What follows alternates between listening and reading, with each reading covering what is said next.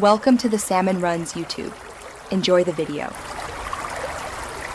You start by confirming prerequisites. Close extraneous windows, save your workspace, and backup settings. JSON. Open Command Palette and Run View. Toggle Explorer to hide it immediately. This is fast and reversible. If Toggle Explorer doesn't exist, open Settings, JSON. Make sure to note Current Explorer. Layout and Workbench. Sidebar. Location values before changing them.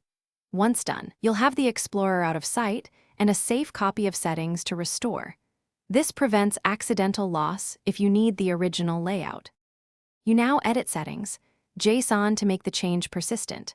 Open Preferences, open Settings JSON and add or modify these lines. Workbench, Activity Bar, Visible, False and Explorer. Enabled, False or Set Workbench. Sidebar, Location, Right to relocate. For per-project control, place these keys inside. vscode/settings. JSON in the Workspace folder, this prevents global impact.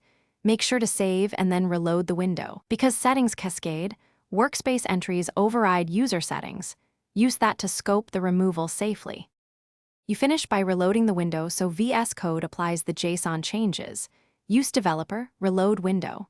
Verify the Explorer is gone or relocated. If it returns, restore your backup settings. JSON and inspect extensions. Some modify the UI and can re-enable Explorer behavior, disable suspected extensions and test. If problems persist, open developer tools to check errors and search for other keys like Explorer Viewlet. Finally, document the exact change in your README so you can reproduce or revert the removal quickly. Thanks for watching. Consider subscribing if we helped you.